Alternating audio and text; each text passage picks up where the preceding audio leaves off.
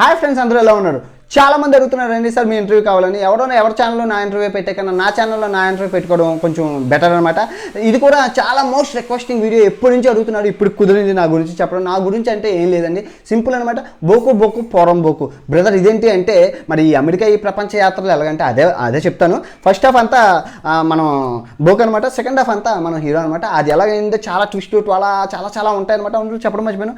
ఈ ఫోన్ 2000 ఇప్పుడు చూస్తున్నారు కదా, 2004లో పనిచేస్తుంది. 2004లో 20,000 అనమాట. ఇది దీన్ని కొనడం కోసం నేను ఎన్ని దొంగతనాలు చేశానో అది చెప్తాను. తర్వాత మా తరతరాలుగా వస్తున్న ఆస్తి కొన్ని వందల కోట్లు, దీంట్లో ఏముంది అది కూడా మీకు చెప్తాను. పూర్తిగా చూడండి, ఓకే? ఏ మాత్రం బాగుంటాయి మీ అందరి జీవితంలో ఉన్నట్ల సేమ్ ట్విస్ట్లు చాలా ఉన్నాయి. చాలా స్పీడ్గా చెప్తాను, ఎందుకంటే వీడియో పెద్దది కాబోతుంది. ఓకే, ఫస్ట్ విషయానికి వస్తే నేను వైజాగ్లో పుట్టానండి. కటిక పేదరికంలో పుట్టాను. ఎంత పేదరికం అంటే అట్టుపండు మేము తినేసి తొక్క మా అమ్మకి ఇస్తే ఆ గోక్కొని పీక్కొని తినేది, అంత పరిస్థితి అనమాట. సో మా నాన్నగారు సెక్యూరిటీ గార్డుగా పనిచేసేవాడు. ఎక్కడంటే మీకు గాజువాక ఏరియా, మీకు ఇండస్ట్రియల్ ఏరియా అనమాట. హెచ్పిసిఎల్ అప్పుడు పేరిపోయింది కదా, గుర్తుంది కదా. ఆ రోజుల్లో మేము అక్కడ ఉండేవాళ్ళం అనమాట. Full pollution area. సో ఆ టైంలో పెళ్ళినప్పుడు నాన్నగారికి హెల్త్ బాగోకపోవడం.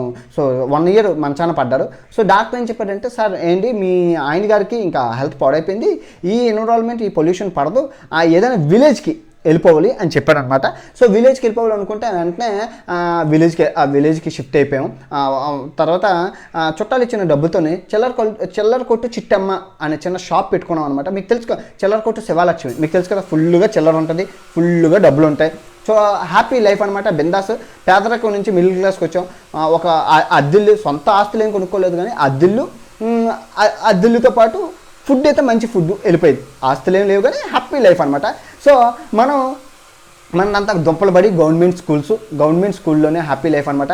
సో అప్పుడు మరి డబ్బు చూసేసరికి నేనేం చేశానంటే దొంగతనాలు మొదలుపెట్టాను, షాప్లోని ఇంట్లోని. అది ఎలాగంటే యాక్చువల్గా చిల్లర కొట్టాను కానీ చిల్లర ఫుల్గా ఉంటుంది, దండిగా ఉంటుంది చిల్లర, మీకు తెలుసు కదా. సో అప్పుడులో చిల్లర 100 రూపాయలు ఇస్తే 110 రూపాయలు ఇచ్చేవాడు. సో మా నాన్న ఏం చేశాడు, 1000 రూపీస్ అయినంత వరకు మూటలు కట్టి 100 రూపాయలు మూటలు కట్టి ఇంట్లో పెట్టేవాడు అనమాట.